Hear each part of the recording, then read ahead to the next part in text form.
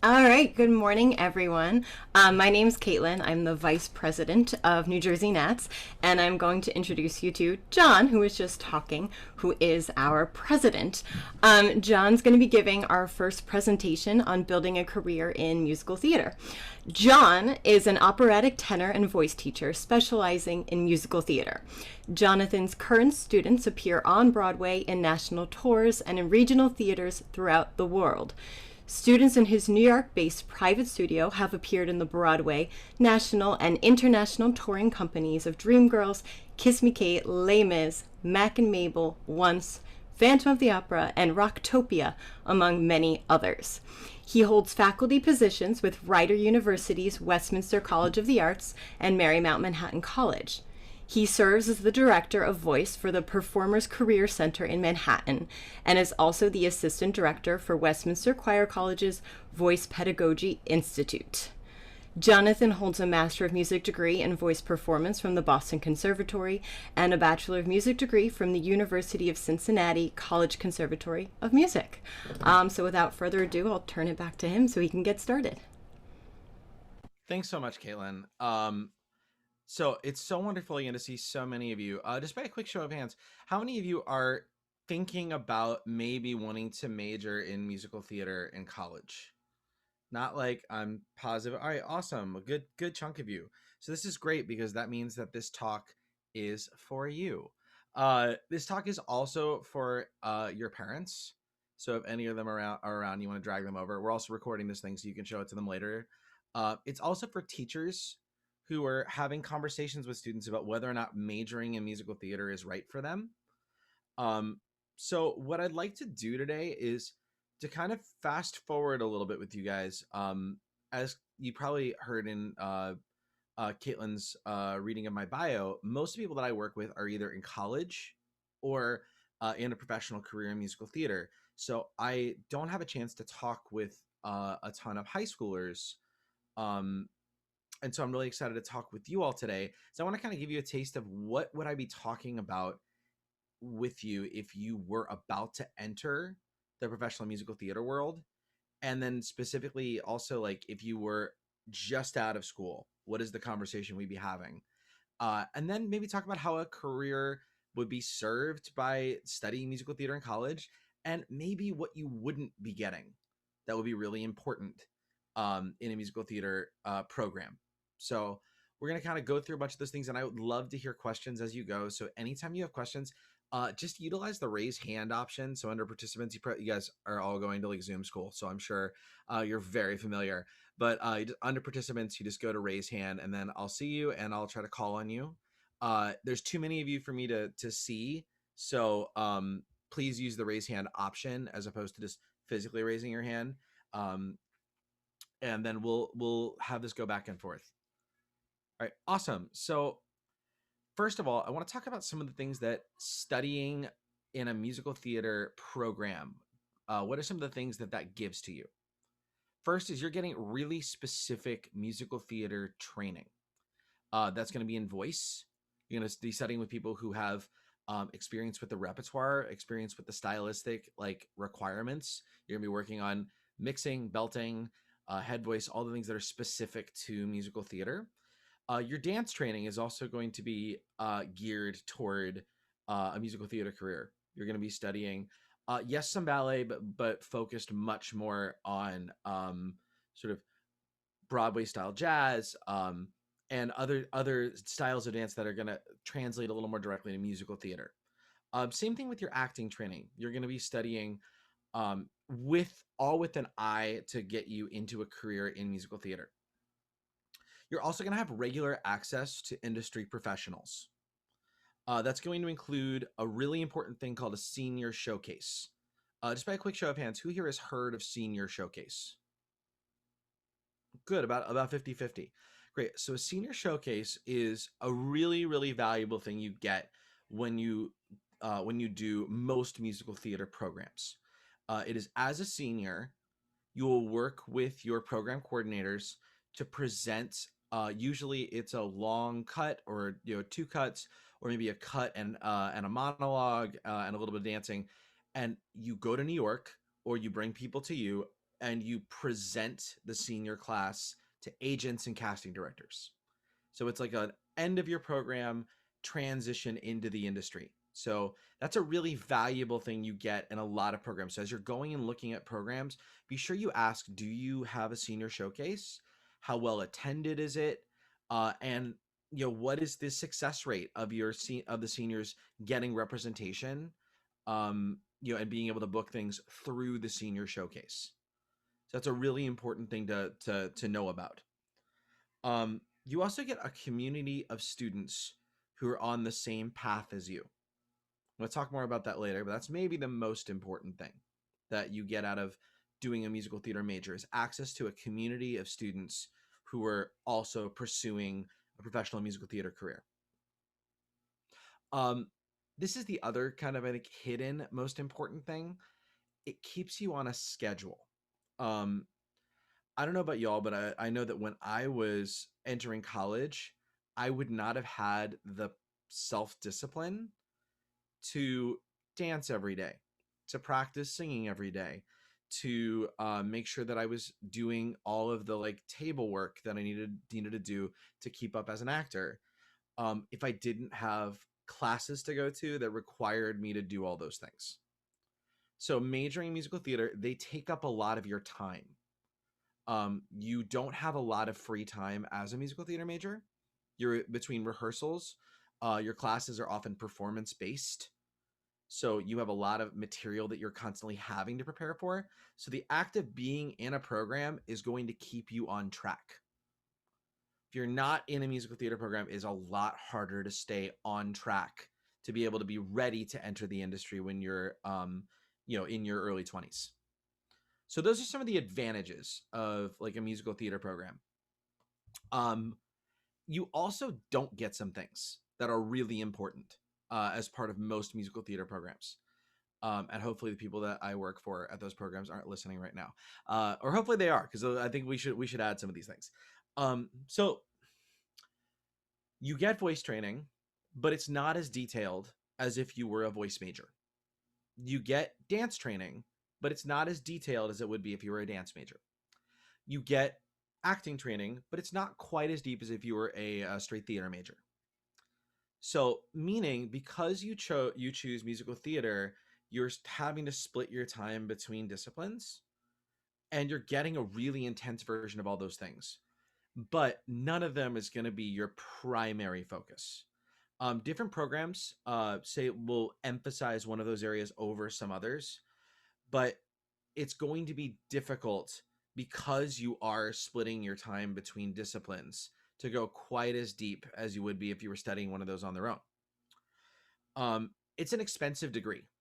Let's talk about why is like a musical theater degree so freaking expensive? So the reason is it's a lot of one-on-one instruction. One-on-one instruction is expensive for universities because it means that instead of a big lecture class, like a business class where you can have like 300 people in the class with one teacher, you have an hour with your voice teacher. So that means that that credit hour you're spending with your voice teacher in a one-on-one setting, they're not able to cram 200 people into your voice teacher studio. So that's a lot more expensive for the school. So they pass along some of that cost to you. You also don't get a lot of other great opportunities to earn at a really high level after you leave school.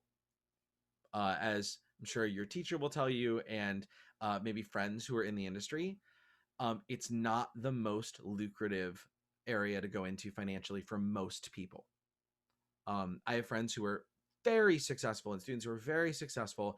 It doesn't compare financially to in terms of money that they're earning to my friends who are successful in other industries. So it's just not the way that this industry is built to work. So it's an expensive degree where you're not going to make as much money. So that's just the thing to kind of be aware of walking into it. It doesn't, a musical theater degree doesn't necessarily prepare you for the emerging parts of the business. So the emerging parts of the business include things like composing. There's lots of demand now for people who compose their own work as well as act in it. So Most musical theaters programs are very focused on preparing you to audition for other people, not make your own stuff. So making your own stuff is a really, really big part of the modern business. Um, Screen-based performing is not a big part of most of these programs. And definitely right now, all of the work is screen-based performing. So that's film, TV, including like anything that's web-based. So learning how to use all of this equipment, learning how to prepare a reel so that you can actually get some work in commercials, in TV series, etc. A lot of that stuff is not covered in most musical theater programs. Some of them have started to cover this, but not everybody by a long shot. Also, pop rock has become a gigantic part of the musical theater industry, and most programs don't have a big emphasis on learning how to sing pop rock music. I would say that out of most of my professional students, they sing probably out of every 5 auditions they go to, they're singing a pop rock cut for 4 of them. It's just the way that the industry is right now. So it's a huge part of the business, and it's not something that is very built into the structure of most programs. So those are things you're going to have to kind of get elsewhere, even if you major in musical theater. Does anybody have any questions so far? Just like throw up a hand if you have anything that you're wondering. Yeah, please. Let's go to Katie. Hi. I was just wondering because you mentioned about like programs for people who want to create their own work. Is there a way if I want to like double major, like do a minor in composition to like do that with a and still get like a BFA and like what schools? That's what a great question. The answer is yes, there are programs like that. But not all of them are going to be that way, and so that's a question you need to ask going in. Is it okay for me to double major? I know at Rider, they're not very happy with people double majoring and being a BFA, but they are very happy with people double majoring and being a BA. So you can get a lot of the same program requirements. Let me first say, BFA is sort of the Bachelor of Fine Arts is sort of the standard musical theater program degree. No one cares if you get that degree in the industry. 0 people. What an advantage of it is that it gives you a lot more structure. So all the things that I talked about, you get in the BFA, but you'd be just as well off, maybe better off doing a BA as long as you made sure you still had access to the same things that the BFA students do. So that's a thing where you can really check in that, and you can kind of customize to yourself. So I think that'd be a great thing to do, is ask around, see what your options are. Any other quick questions before we sort of, take the next step? Yeah, please. Let's go to Sarah. Hi, I'm going through the college audition process right now, so Bless you. I was just wondering, what kind of questions can I ask schools to see where their students are after graduation, if they're successful, and kind of evaluate that in my decision-making process? Well, I mean, I think that it's totally legitimate to ask that question. How like, what is the success rate of your graduates? How many of them are working? And I think really asking based on that senior showcase is a good thing to ask. Who comes to your senior showcase? Because that gives you a sense of what kind of a launch pad you're getting. Like who, and you can really easily, because schools advertise that stuff all over the place. You can look up their successful alumni pretty easily on most web pages. You can also kind of try to track down when you're doing virtual auditions, or if you're doing tours, you can track down some of the current students. Current students are very up usually on the success rate of recent graduates. You can kind of glean a little information from how well people seem to be doing afterwards. So I think that those, but when you're in the process, ask all your questions, even if you're like, I'm not sure I'm supposed to ask that. Ask it. At that point, you're shopping for where you want to spend the next 4 years of your life, at least. for most of us. And also you are interviewing them to see if it's a good fit for you. So it's your job to get as much information as you can so that you feel like you're making the best choice for you. Not all programs are going to be a good fit. Great programs are often not a good fit for people. So it's about finding what is the best, best fit for you. And you only find that out by asking questions. I want to do the next little chunk and then maybe take another little batch of questions. So the next little chunk, if you were graduating college this year, we would be having a conversation. And I want to just kind of take you through that conversation so that maybe you can put yourselves in your own shoes 4 or 5 years from now and think about what do you want to be able to say to these questions. First thing we'd be doing is we'd be preparing for senior showcase and other important auditions. So we'd be preparing to audition for the Broadway world. Second thing we'd be doing, we'd be talking about your professional life as a musical theater or an actor in general after school. And so talking about what you would need for that. And third, we would be talking about how you're going to make money. Those are overlapping conversations, but those are not the same conversation. Your professional musical theater conversation and how you're going to make money. I think it's really important to be thinking about that. And I'll get into that as we go. I know it seems like that's so far away, but really, if you can give like just a little bit of thought to that now, there's so many things you can do while you're in school to make that easier for you when you leave. So as a professional, auditioning is your main job. The first thing you need to be able to audition successfully, many of you are going through this process right now, you need a book, an audition book. So creating an audition book of cuts that work well and show you off takes time. So what I always think about is that I always tell my students you need 2 books. You need a repertoire book and you need an audition book. Repertoire book, I kind of compare to a diner menu at a restaurant. So if you think about going to a diner, right? Like how big is the book? The menu is like pages and pages and pages of different things. And all of it is just fine. It's super okay. That is your repertoire book. You have, if someone wants like a 1950s pop ballad, you got it. If someone wants like a Kurt Weill cabaret song, you got it. Someone wants a like not Lin-Manuel Miranda, but in the style of a Lin-Manuel Miranda, not from a show song, you've got that, and all of it's fine. That is your repertoire book. You also want to have a very small book that is your audition book. Your audition book, I think I compare it to a menu at a fancy restaurant. It is short, it is seasonal, and everything is amazing. Everything on it, you're like, this is the best version of that you've ever had in your life. So, and in terms of your audition book, I'm talking about like at the end of school, you've got about 6 things in there. And all of those are amazing. Within that, you need to have something up tempo, something that's slower, something that's funny, something that's pop rock, not from a show, something that is a little more traditional that shows off more of a legit technique, something that shows off a little bit more of a ballad of a belting technique. But how you get there is super up to you. There's a lot of elements, but the way you figure out what gets into your audition book is through your rep book. You work on lots of different pieces and you start to see what fits you really well, and in conjunction with your teachers. You see, like, this is fitting me super well. I feel like this is a great thing for me to have in my audition book.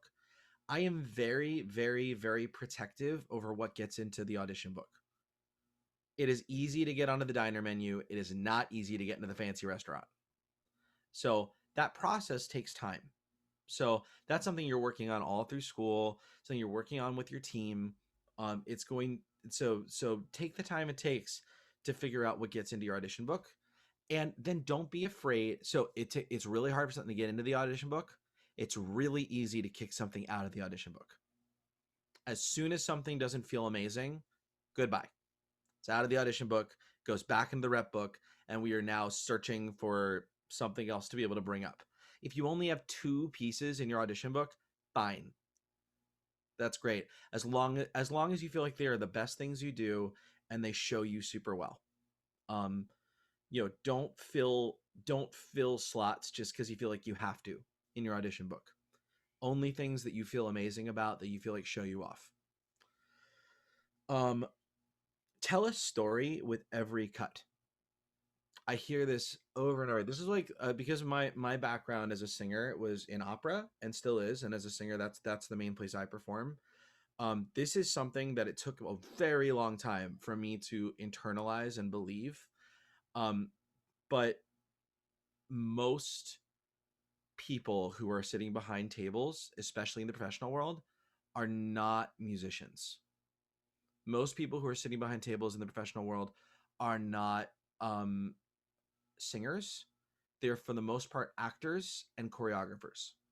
So they're actors turned directors and maybe members of the production team. So you absolutely have to be able to sing well. But the real thing that they're looking for is, can you tell a story? If storytelling isn't there, that group of people is just not going to be interested. You're much more likely to get moved forward in a Broadway process if you're kind of a crappy singer, but you're an amazing storyteller. If you're an amazing singer and a crappy storyteller, you're not moving forward in a Broadway process because that's just not their value system. They are storytelling people, and so now you're not going to book if you're a crappy singer, unless it's just a total character role. So that doesn't need to be there, but every cut has to tell a story, and you have to feel like you were invested in the character, and you have to feel like you are able to, and it's a story that you relate to and that you're able to tell really well. Lean into your strengths. You probably are hearing this if you guys are in the audition process right now, but oh my God, do not go into the room and show people what you're just starting to work on, or show people what you kind of sort of can do. When you're talking about trying to get work, you want to show what you're amazing at. So try to be thinking about, okay, what do I do super well? And ask people. I ask my students all the time to try to ask people, hey, what do you think I'm really good at? Because sometimes it's hard. We spend so much time focused on what we need to fix, but we forget to think about what am I really good at? And make sure that your material in your audition book focuses on that.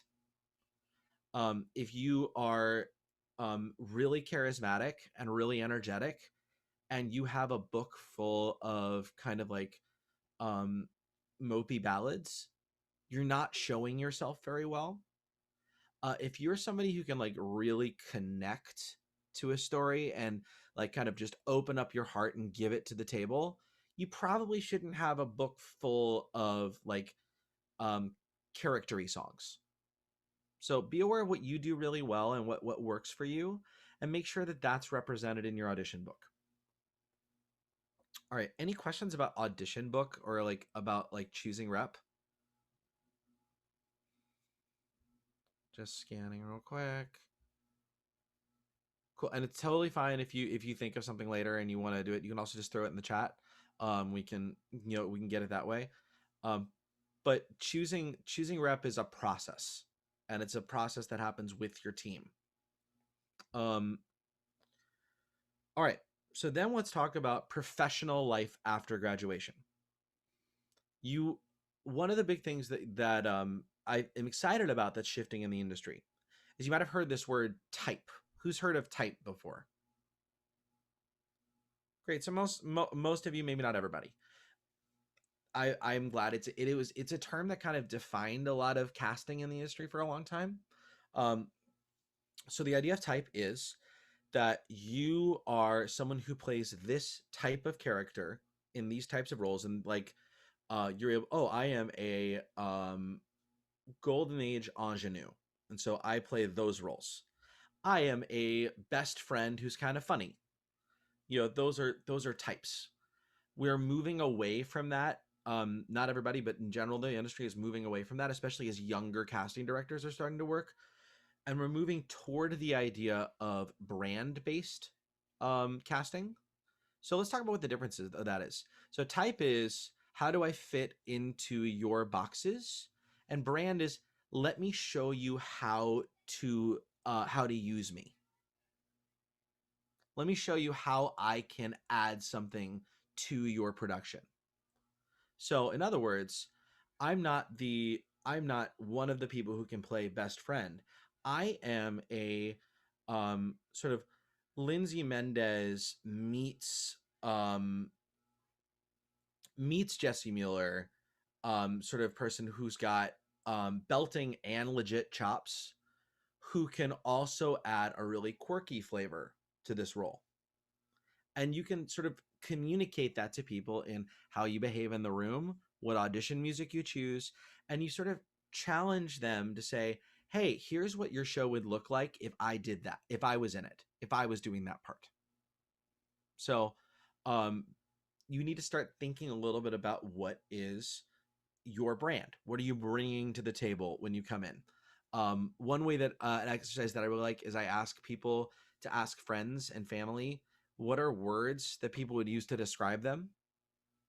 You're gonna, for most of you, I think you'll be a little surprised at what people say. Usually it's like some things that you wouldn't think, and usually it's pleasant surprise. Like usually it's like, oh, people like me better than I thought they did. And so then you sort of collect those words, and then you think about, okay, now when I look back at my book, do my songs reflect my brand? Do those songs reflect the way that people perceive me? When those things all line up, your materials work way better. You're way more likely to get called back. Be patient but persistent. It takes most people the first year out of school to meet enough industry professionals to become known and trusted with actual work. Be patient but persistent. So it is a hard grind because really, I'm specifically talking about like the New York musical theater community. It's a small community at the end of the day. And a lot of what you have to do that first year is meet the people who are players, casting directors, agents, people who are directors, who are doing all the various jobs that are part of this.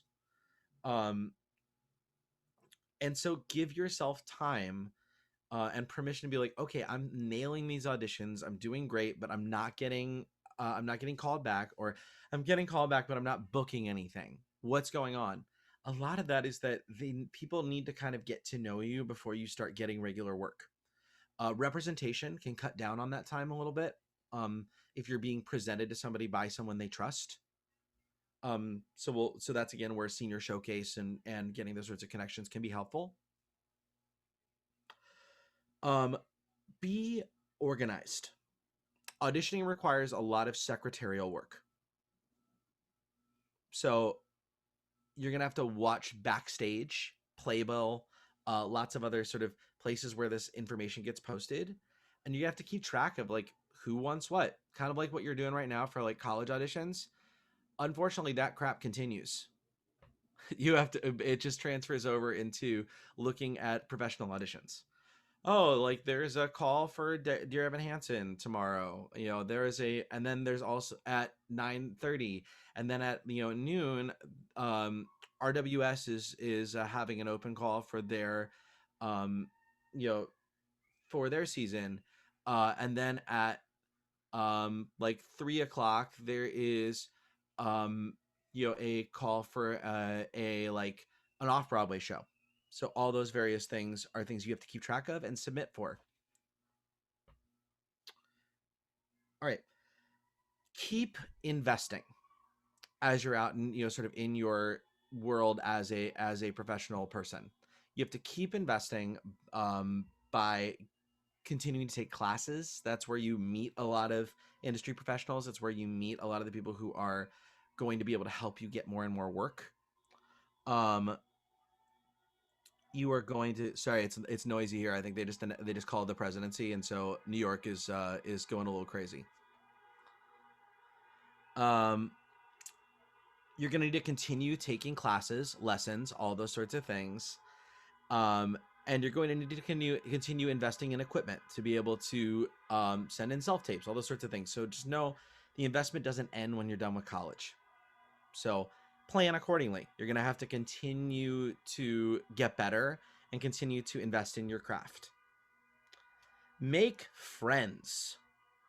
this is maybe like the most important part of like the continuing professional development thing. Every cool thing I've gotten to do was because someone thought it would be a good idea to ask me. Right? Most of the time, the people that ask me are people that I met like socially first, or at a show, or through a friend. Somebody else sort of in the community kind of introduces you to someone else, and you get to know them, and then you get to do something that you might not have been able to get otherwise. So make friends. You do that initially at school, and then once you get out into the world, like as you go to auditions, you meet people. As you go to shows, little cabarets, you meet other people who are in the industry, who are doing your thing. And that's a lot of times where you get those non-traditional opportunities that you can really use to explode your career. So make friends, keep friends. The community is everything. All right, just want to pause there. Does anybody have any questions? Awesome. And if you're excited and just need to like go run around a little bit, you can pause your video and just like and then come back. All right.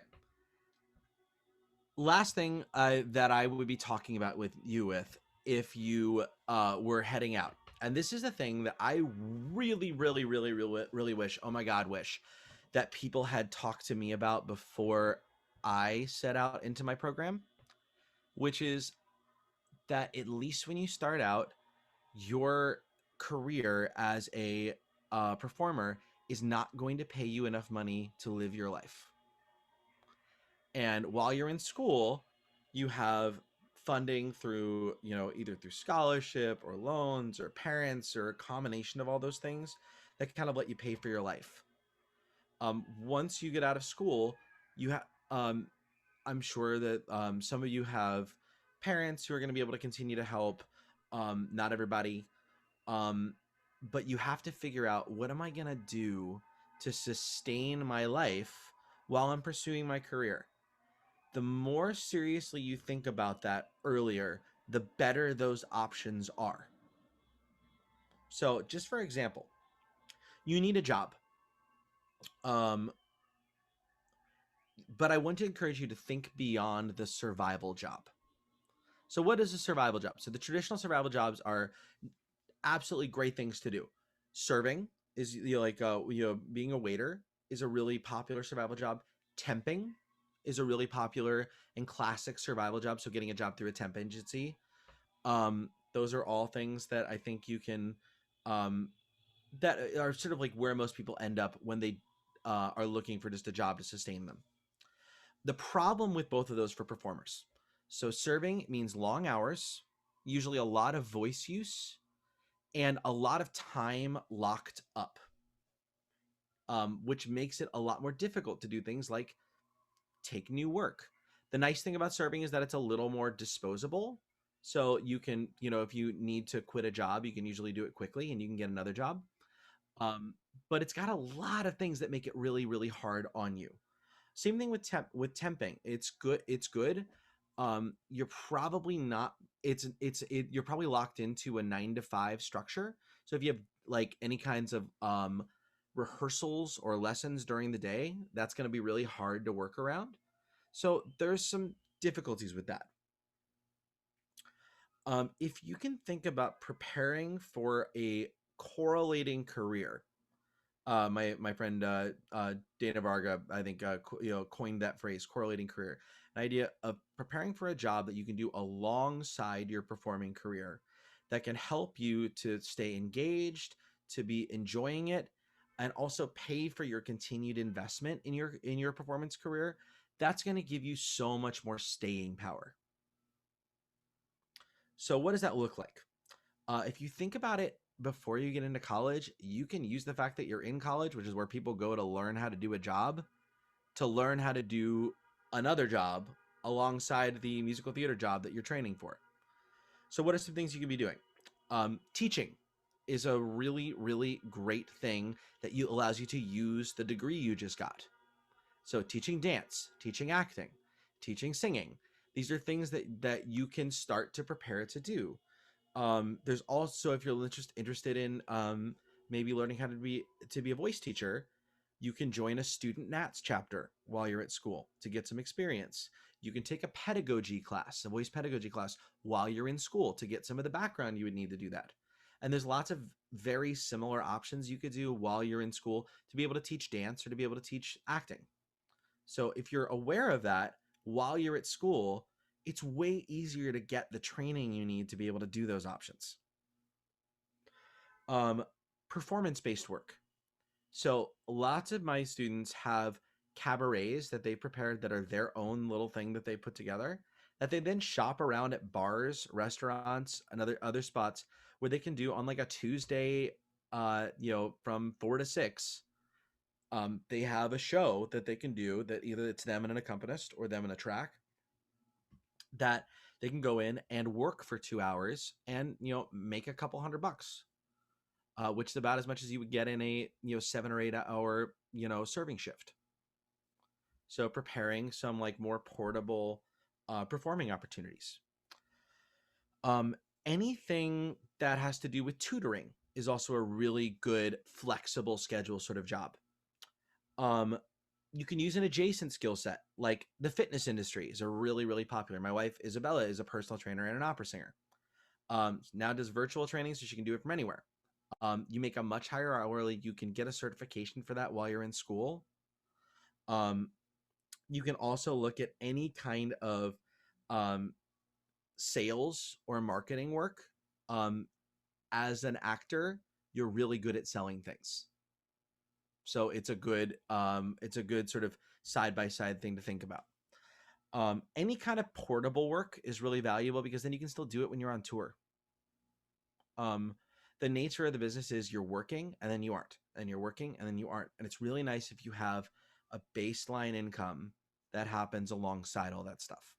So I know that that's stuff that doesn't sound like it's as much fun to think about, but I'm telling you, if you can think about what you want to do while you're still in college, you will be so much better set up. And while your friends are really struggling, you can feel like I've got a really sustainable way to be able to continue staying in this until I can, reach my dreams of being on Broadway or being,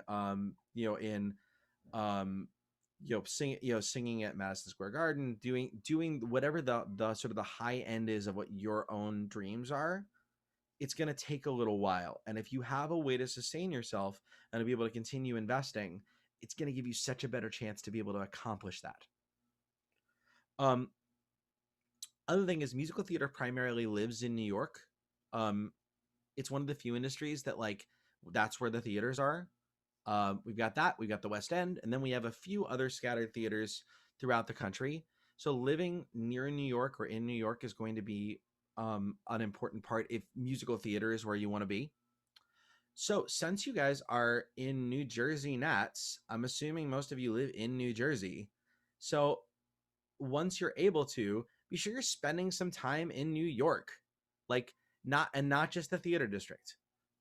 Hop outside of it a little bit. Look at what are some of the other neighborhoods you might want to live in. What are some of the places that might be fun for you to consider for the long term?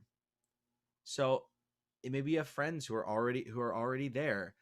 Explore what would it be like to live in Astoria? What would it be like to live in in Washington Heights or Inwood? It's where a lot of the it's where I live. It's where a lot of the theater community is. What would it be like to live downtown? Sort of starting to explore a little bit. Where would I be interested in living? So some things I want you to now just kind of consider in kind of broad strokes when you're thinking about choosing to be an MT major. So I think we had a couple of really awesome questions earlier about how to customize programs or how to figure out what kind of program is right for you. Here's some things to think about when you're thinking about whether or not you want to be an MT major. And this is no judgment on any of these. You just have to know for yourself. How self-motivated and disciplined are you? Really? Really? Are you somebody who can really keep a practice schedule every day? Are you somebody who can really make sure you're getting all of the ongoing work on your book without the structure? Because if the answer is no, or like, I'm not sure. Um, a program is probably a better idea for you. Um, what does success look like for you? The sooner you can start to articulate and like fall in love with your own definition of success, the sooner you can start working toward it. It's one of the big conversations I like to have with a new client. I'll ask, okay, let's fast forward, depending on how old they are and what they're doing, 5 years, 10 years, and I want you to give me a picture of a day in your life, assuming that everything went as well as it possibly could, all your dreams came true, and you got really lucky. And then what I hear is a very different picture from different people. So not just I'm going to be on Broadway doing, a lead role. It's I am playing I'm playing Angelica in Hamilton at the Richard Rodgers Theater.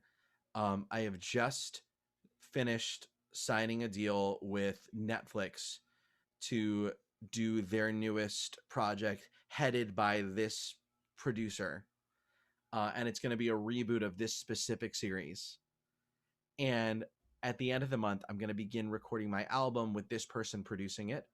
I am living in this neighborhood. And by getting that detailed, not that that specific thing needs to happen, but by getting that that detailed, you start to see what is it that really excites you and what is it that you're really interested in doing. And then you can make the right choices based on that. Other people will ask and you'll say, I am living in the community I grew up in. I am running a theater company that serves the neighborhood that I was in, that brings industry professionals in regularly. I have, a family with children, and I am grateful for the balance I have in my life. The action plans for those two definitions of success are going to look different. So, and you're allowed to change. You're allowed to make different decisions and decide you want something else. But by getting clarity around what your goal is, it lets you make a much, much more specific plan for you. All right, so then this is a little bit more nitty-gritty. How far away are you right now from a professional level? If you're interested in doing in having a career as a musical theater performer, that's an industry that has a limited number of jobs and a limited number of jobs at a certain level. And there are specific requirements in order to be able to do that. So like, where is your singing voice right now? That's a conversation you have with your teacher. How free is your voice? How reliable is your belt? How, what is the level of your dance? As an actor, what are you able to do? And how far away is that from where you need to be to work? And if the answer is, I will be ready, I think that if I go to one of these programs, that I'll be ready coming out to begin working at a professional level, amazing. If it is, I started this last year and I'm really excited about the progress I have so far, but I'm not as far along as the other people I see auditioning right now. That is also fine, but that is important information for you to have. So you want to keep in touch with that, because there's a difference between being a really phenomenal performer who does it avocationally, does it on your own because you love it, and a professional performer who makes their living working in Broadway. And so just a real, continue to have a little assessment. Where am I? Where is my skill set? How far away am I from being at a professional level? Let's see. Yeah, writing would absolutely be a good side job. Yeah, freelance work can be done anywhere. Perhaps getting experience doing program notes, reviews, web content. Taking a journalism or writing course would be useful. I don't know much about this, but people seem to be able to make money on YouTube comment too. Yeah, I've got a couple students who are also Instagram influencers, and that seems kind of funny, but like it's actually a pretty amazing amount of money if you develop enough of a following. But again, that takes time. You have to be really, really deliberate about that and start it as soon as possible. So there's lots of things you can do, but I think things like that are great because it's flexible. You're able to do it from anywhere, and it has the potential to scale up or scale down. So scale up meaning that you can take more work when you need it, and you can say no and turn it down when you're in a show. Oh yeah, sorry. So I kind of touched on this as well. What are your other dreams for your life, and what else is important to you? That's really important. If you are somebody who has specific other dreams about what you want from your life, then that doesn't mean that you can't do those alongside a professional career. But you want to make sure you're also giving attention to that, and that is part of your consideration when you're thinking about what you want to do and how intensely you want to go after the professional side of musical theater. You can have a really fulfilling career in musical theater where you don't make your primary income from performing in shows. That's a very specific track, a very specific journey that is a great joy to be able to do. And we'll see Kirsten Anderson later, who's somebody who's doing that. You can also have a really fulfilling career. I have friends who do a couple of very high-end shows a year, but their main career for the rest of the time is something else, and it allows them to not have to travel. I have other friends who love to travel, and they travel for all sorts of stuff, even when they could get local work. They'd rather do. I have friends who do well, not currently, obviously, but who are doing just like cruise line after cruise line, and that was something they love to do. There's lots of options depending on what your specific dreams are. And then just to kind of close my little thing, then I want to take a few more questions. As you apply to programs, try to put yourself in your own shoes 4 or 5 years from now. This is an incredible adventure that you're about to go on. But like with any journey, you want to make sure you think about where you're going and what supplies you will need to get there safely and successfully. So we're not all on the same journey. And the more that you can think about what specifically do you want from your own journey, the more you're going to be able to customize and specialize what you need in order to make that happen. So with that, I'd love to open it up to a few more questions if you have any. Anything at all. It's okay if not. It's a very exciting time. Awesome. I just want to invite you all to feel free to email me if you have any other questions, or if you're interested in, oh, I got somebody, Leah. Hi. Okay, so I have two questions about kind of like the earlier stuff. So I'm not going to be a musical theater major, but what types of like classes and stuff are still available to people that aren't necessarily getting a BFA or BA? Fabulous question. Depends on the program, depends on the school. For example, at Marymount, I know that we have lots of sort of club classes that are versions of some of the major classes that you can take. At Ryder, there are also, lots of secondary options, but they're not the same classes that the majors take. Whatever schools you're going to, I would ask if you have access to the same classes that people who are majoring have, or if there's maybe an auditioned component to some of those that you can do, to see if you can have access to some of those. There almost always is going to be some open access things to things like dance classes. Most schools you can take voice lessons with voice faculty, even if you're not a voice major or a musical theater major. And most schools have at least some version of an acting class. That's also where like some things like saying you have a declared minor or something else can be a window into being able to get some of those other classes. But the more proactive you are, the more you know what your options are right now, the more you're going to be able to make those things happen for yourself. Oh, thank you. And then my second question is, how do you go about finding auditions without an agent? Great. It's so much easier now than it used to be because all of it's online. Backstage, Actors Access, playbill. Most of these things are listed. You can have the free account or the paid account. There are some opportunities that you can't access without an agent, but for most of those wouldn't be appropriate at this point anyway.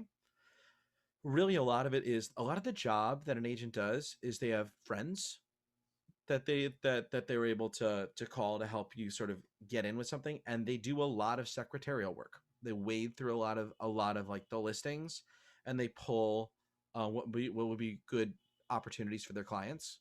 You can just do that on your own. It means you have to spend more time doing the secretarial work, but most of that stuff's public information. So I should probably mention something about equity and the EMC program. So you might have heard these terms. For equity is the actors union, and there are different designations of professional calls for auditions. There's an equity only call where you would have to get an appointment as an equity actor.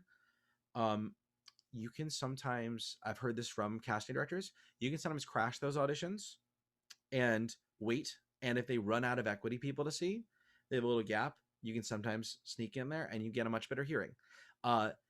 The room, this is really interesting. So the room itself is actually not equity. The room monitor is equity. So the person who is monitoring who gets in and out of the room is the representative from Actors Equity.